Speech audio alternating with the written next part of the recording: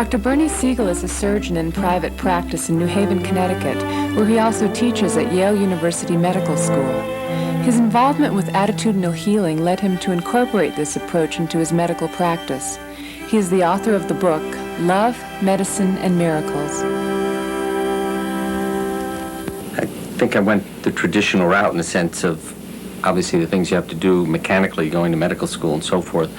But I think that a big part of what changed me was the lack of teaching about dealing with people. Medicine, as far as I'm concerned, is very disease-oriented, and also that death is a failure. I mean, we're not supposed to ever let anybody die. We all know that. So it became a failure-oriented system, since inevitably everybody dies. Very mechanistic, treating disease, not people. I came from a home where people were touched, handled, and loved, and that's basically why I went into medicine, to do that. And so I felt very trapped, not having a role model that said you can touch patients, hug them, love them, care for them. And I think this is really what made me uncomfortable. So I practiced for a long time with a great deal of discomfort and began to think of other career choices, because tongue-in-cheek, I always say I was going to go into veterinary medicine because I knew you could hug your clients and nobody would say anything about it. But you get to a point where you have a family and financial obligations, and you have to find a way to be happy doing what you're doing. And so that's when I went out to workshops for my sake, but fortunately met my patients there, also looking for a way to change. And I think the biggest message that came from them was not so much that they needed somebody to treat their diseases, but how do you live between office visits? And I saw that that could be a success-oriented practice, in a sense. If you could teach people to live and even how to die when they wanted to, you could be successful. And that's really what transformed me.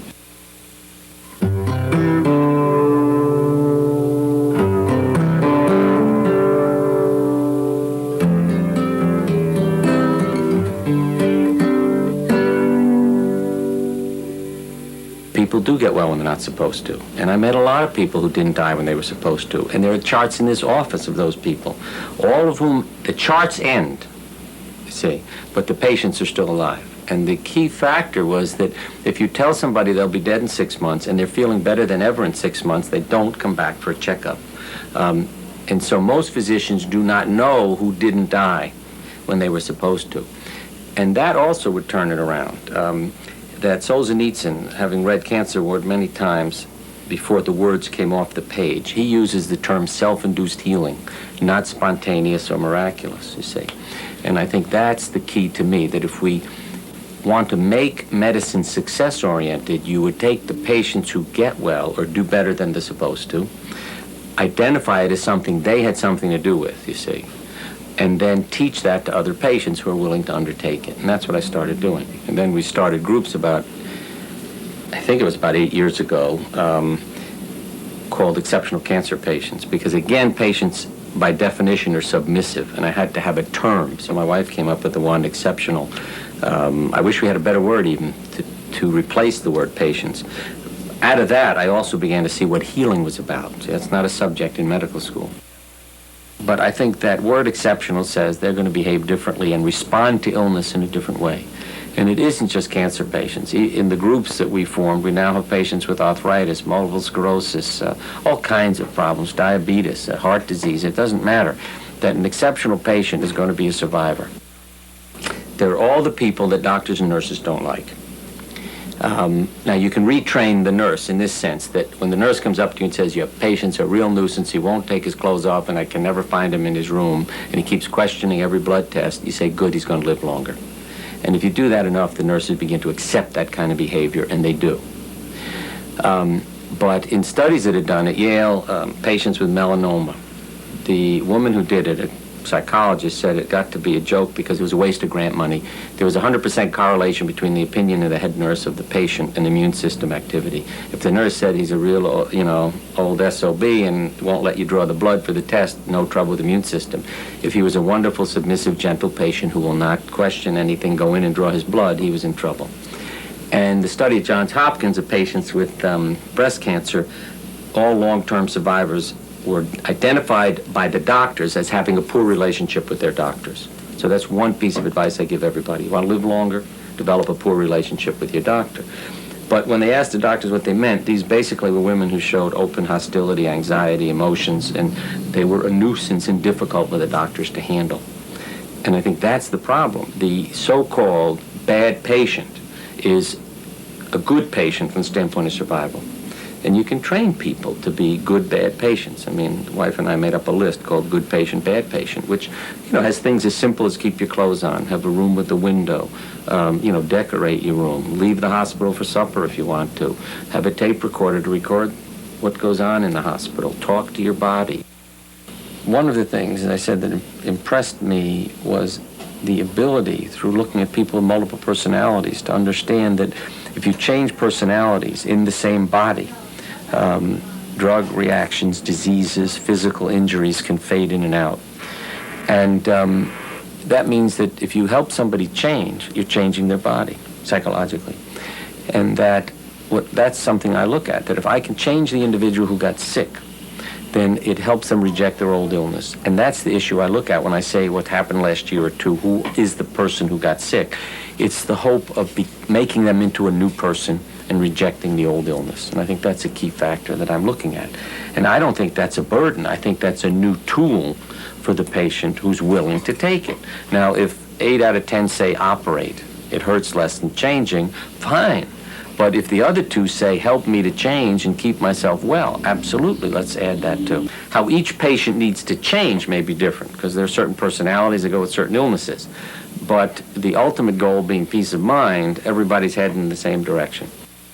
I mean, we had a lady in here, literally, who said, went home to die, came back with no cancer, and is alive now a few years later, having left her troubles to God.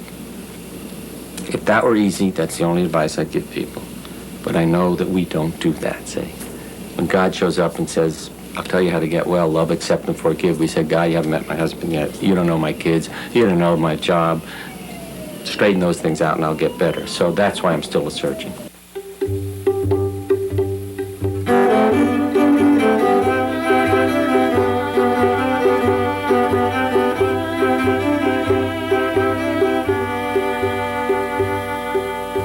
If you play God, MD stands for medical deity, you're in trouble because, for instance, if I take a part of your body away in the hopes of curing you, and then you don't get better, what have I done to myself, you see? Then I really begin to think, look what I've done to this person, and I didn't even make him well, and I'm carrying the burden. And so it's self-destructive. The health record of physicians is worse than their patients. That alone should keep you away from most doctors, in a sense, all right? That we're not living the message. Now, most patients don't want the added work. That's why we have so many doctors. Because it is. It's more difficult to change your life than it is to have an operation. And I think these are all the issues that begin to come into it. Therefore, doctors are created by the system, the submissive 8 out of 10 who come in and lie down. And the 2 out of 10 who say, hey, I want to participate, are told, well, I don't want to use obscenities, but some patients have been shouted out. There'll be one bleep cook in this kitchen. I'm the captain of the ship. Compromise means doing it my way. And if you don't like what I have to say, out. You're crazy. Surgeons assault and insult the body. Oncologists poison you in order to kill what's inside of you, and then we send you for a blast of x-ray. And the unconscious says, get me out of here. The most wonderful teacher we had was a Quaker, who was told by the oncologist, a friend of mine, he was just using normal language. He said, look, I'm going to give you this and kill your cancer. I mean, you'd be happy if you heard that, right? And he got up and left. He said, I don't kill anything. I'm a conscientious objector. That was about 7 or 8 years ago, and he went on vitamin C and what I call clear conscience therapy, which is Solzhenitsyn's term. When he talked about self-induced healing, one of the men in the book said, I suppose for that you need to have a clear conscience. And that's what leaving your troubles to God, peace of mind, clear conscience. That's my therapy. In addition to what else goes on. Because the statement one of our patients made was, you need faith in yourself, your treatment, your doctor, and your spiritual faith. If you use 4 things, you've got a lot going for you. And anytime you drop one or the other out, you're limiting yourself. And I try to help people keep their options open. Doctors ought to read theology and psychology and philosophy and understand it. And know what people are about. Say, we're treating people. I remember an old clinician I worked with as a student said, diseases are fine, people are a real problem. And I thought, oh, God. But in a sense, you can laugh about it and say, you can rely on diseases. It's the people you can't rely on. And yet the people are the joy if we begin to see them that way and have all the potential. Diseases are the problem, not people. I think that's, where doctors get into trouble. There are people who come into my office who say, never talk to me like a surgeon. I can say to them, I don't agree with you. That isn't the issue, you see. Doctors could say, I don't agree with the alternative approach you're taking, but I care about you. I'll see you in 2 weeks. Now, if the patient isn't getting better, they haven't lost their connection. They'll say, you may be right. This alternative approach doesn't work for me. Maybe it worked for Uncle Joe, but it's not my thing. Why don't you operate? That's what's happened to me 100% of the time. That people have come in here and said, I in no way want anything to do with the medical profession. 100% of those people have accepted the medical profession, see? And it isn't an operation. It may be chemotherapy, radiation, everything else. Then they say, this is energy that heals me. And they're the best patients. They don't hurt, don't react, have minimal side effects, because then it's a conviction, you see, that they go into. And I think that's the thing doctors must be told. Don't reject anybody. The other thing, the quotes that I give people, that Woody Allen, is that life is full of miserableness, loneliness, unhappiness, and it's over too quickly. And I think that's really the key issue that you deal with as a physician. Everybody's going to deal with pain someday.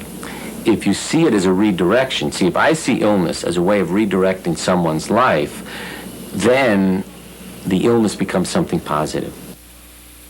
So issue number one is that I have to get people to want to live. When they say, yes, I want to live, then I get into other kinds of therapy, you see. Nutritional therapy, exercise, imagery, meditation, sure, all the things that make living feel good, spirituality, right. When you're given what Benson at Harvard labeled medical miracles, like a penicillin. If you have a strep throat and I give you penicillin, you'll get better. You have to believe in the penicillin. Now, I know you can have a virus, which penicillin doesn't help, and take that and get better in a day, too. You see, so the penicillin can be a placebo in one case, but also an effective drug in another. And that as you accumulate effective drugs, you stop asking people to participate, because you can do things to them and be effective. And I think this is what's happened to the profession. We've been given so many wonderful tools and ways of keeping people from being dead that we go on, including changing hearts and livers, and it gets to be crazy after a while. But we never say, is this living? I was very happy to read something Dr. Christian Barnard wrote. He said, when I would transplant a heart, people didn't say to me, ask anything about the quality of a patient's life. They always said, how much longer did they live? And he said, I would have felt better if they said, did you contribute to their life? And that's the issue. And I think medicine has gotten away from contributing to life and is busy avoiding death.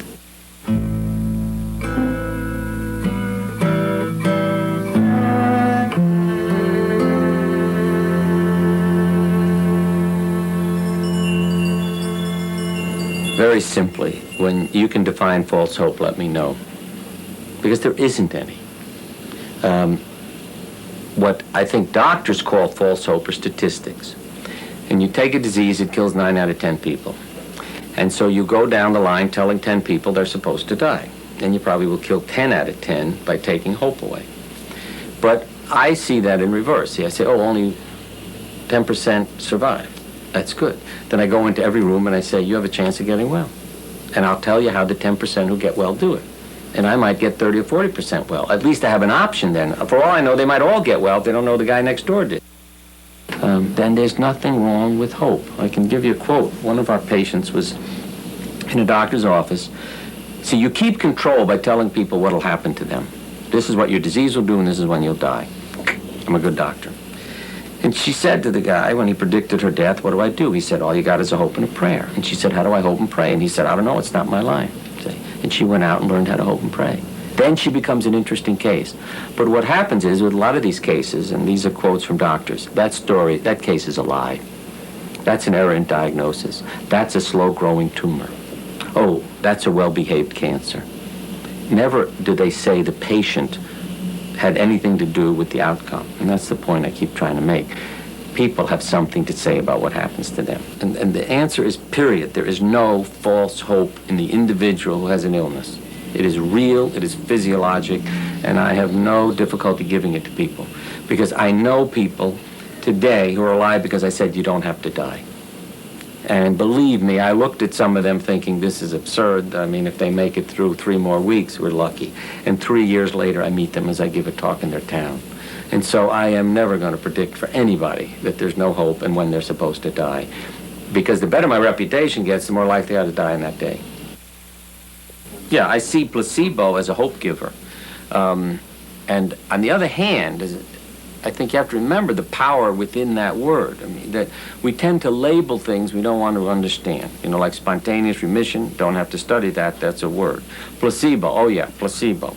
But for somebody to get a shot of water and have their hair fall out because they think it's chemotherapy, or the other side of the coin, to get a shot of water and be told it's a cancer, agent, anti-cancer agent, and have your cancer melt away, is incredible. And that means within the body is this incredible power that the mind and body communicate. So why not stimulate that? That if only once even in all of medical history a man was told, here's a powerful new cancer drug and got a shot of water and got better, say, or survived on weekly shots of water, then why not give hope with things? Because even, I think it was cisplatin when it first came out at Sloan Kettering, and they gave it with great enthusiasm. 70% of the people were free of cancer 6 months later. Then the drug gets dispensed, and the rate dropped to 30%, see? Because the enthusiasm didn't go with the drug. So, yeah, I deliver surgery and drugs with enthusiasm and hope. And I have no hesitancy giving people drugs with that, emphasis, knowing that the drug may not be very effective or even is inert.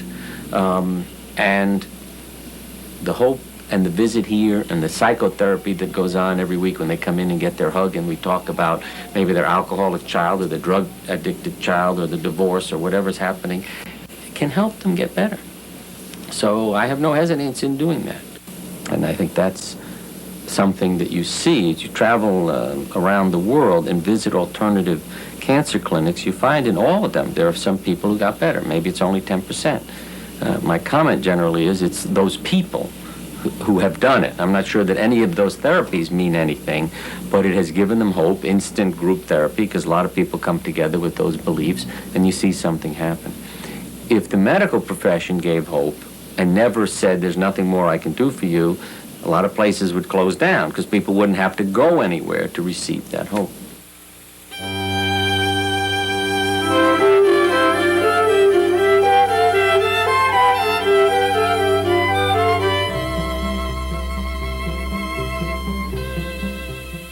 See, if you came to me and said, I have chosen a way of being healed, I want you to remove this part of my body with the disease in it, then we're a team. We're a healing team.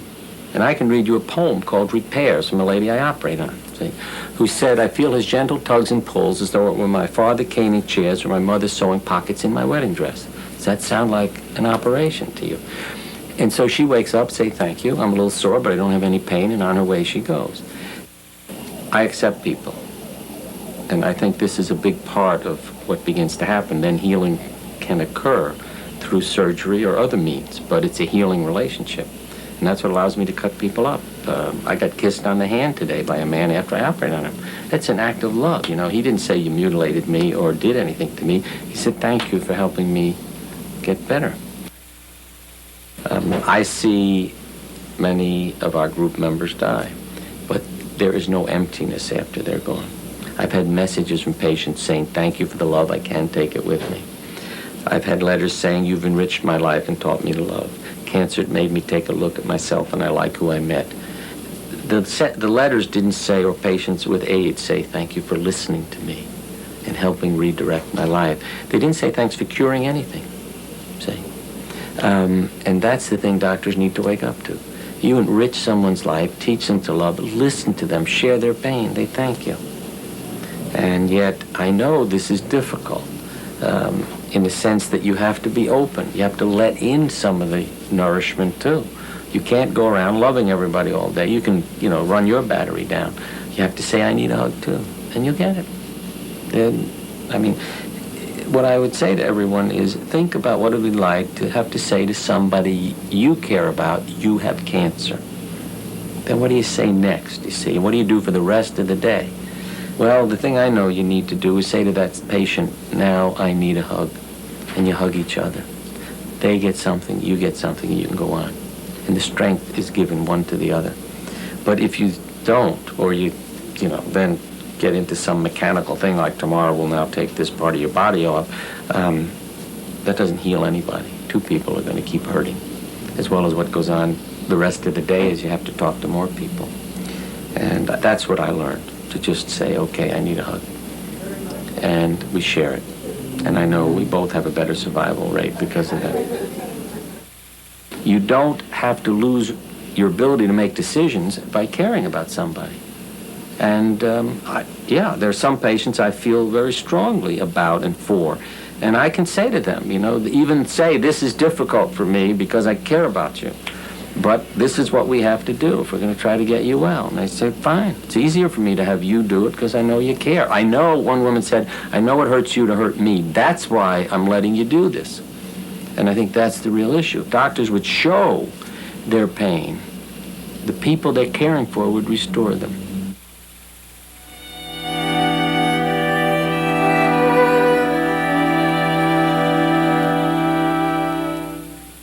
The patients who are angry at you, and we get a lot of anger we don't deserve, and we get a lot of credit we don't deserve either. The people get well and they say, my doctor did it. I do a lot of children's surgery. You say to a child, who made you well? They say, I did it. Then their parents say, no, Dr. Siegel made you well. We shouldn't train people out of that. We should train people to understand their own healing capabilities and know that they and the doctor are a team. Team members don't get sued. The opposition gets sued. God's reset button is pain and suffering. That's what gets people to change. That'll get the medical profession to change. When the profession hurts enough, they will redefine their role. And so I hope out of all our troubles and litigation and malpractice premiums and all this difficulty, we will ultimately come to a better place, hopefully.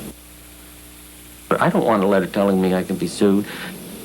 It's okay to teach me how to be a better doctor. I'm open to that. I think everybody needs to be a good mechanic first. But don't finish the letter saying, this is dangerous. I write back saying, I'm not worried about being sued. Have you asked the patient how satisfied they are with my care? I said, if you want to make me a better doctor, fine. But don't scare me into being a better doctor, see? That's the craziness of it. I think most physicians are sued out of patients' anger. If you love your patients, it's highly unlikely you'll get sued. Ask any lawyer that. It isn't the result, see? When your arm comes out like that, you say, oh, but he's such a wonderful doctor. If I didn't have him, my arm probably would have been like this, you see. That's what you get from the patient you love.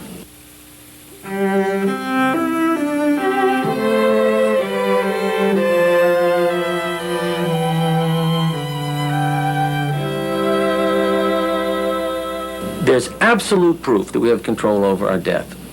They're called hospitals. 90% of people in a hospital die at 2 a.m. And you say, why is that? See? And it's because the place is full of lifesavers, so you have to wait till they're exhausted and out of the way. And the families that are saying don't die have to either fall asleep or go home. And then you leave your body free of guilt.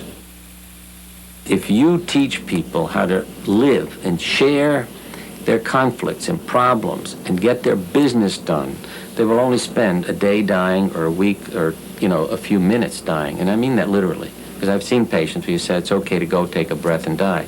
So most of the examples you're thinking about where people spend 6 months dying are places where there's a lot of conflict and unspoken words and trouble. And I think that's an issue that medicine should take up too, that helping people die is another way of being a success. Death can be a healing. I do a lot of work with drawings, and you can see that in the symbols. For some people, it's a beautiful transition where they will be whole again. And when it's ready, they go. That doesn't take away grief. I mean, if somebody you love leaves, but the love leaves something too. I have some beautiful poems and letters from a patient's family, and the man died on the operating table. You'd say, I failed him, I failed them. They should be angry at me. Instead, they said, thank you for caring. We were amazed by your phone calls and concerns about us. And they came back and healed me. And I think that's the issue. I've delivered eulogies at patients' funerals. How could I be a failure? I mean, would they ask me to show up and speak for them and share some of their love and laughter? And I think that's what doctors forget. You're not a failure if somebody dies. Well, the doctor says you'll be dead in a month and you'll be dead 2 years later, perhaps, or die 2 years later. I mean, that's a significant accomplishment. The one thing that keeps creeping in is you shouldn't do this to people. It adds to their guilt if they don't get better. But I would turn it around another way, because one minister is complaining about this type of thing, that if you ask people to participate and they don't get better, they'll feel like it's their fault and they didn't do something right. But if you define death as a failure, then yes, this is true. But I would ask that same minister, if he says somebody, let's pray for you, and they still die, does it mean they didn't pray right, or God, considers them sinners, or, it gets absurd. I mean, death happens. Yeah, primitive societies know that. They pray for people, and some get better and some die. That's life. And I think that's what we have to begin to learn. No other business or profession is failure-oriented. They are success-oriented. But we do more to people who aren't doing well, and that's the struggle, and that's why we feel like we failed. We put all this energy in and people die. And I think when we reorient towards life, see, medicine is a death fear specialty. And yet, more people are afraid of living than dying. Yeah, death is great, especially when you're brought up, as most of us have been, by parents who didn't love you in the first place. And I think that when we teach people to not be afraid of living, then we'll really be doing something. How to be immortal. They actually are Thornton Wilder's words. At the end of the book, The Bridge of St. Louis Ray, he said, "And we ourselves shall be loved for a while and then forgotten, but the love will have been enough. All those impulses of love return to the love that made them. Even memory is not necessary for love. There is a land of the living and a land of the dead, and the bridge is love, the only survival, the only meaning." And if physicians would realize that, if they can teach somebody to love, they have created an immortal individual.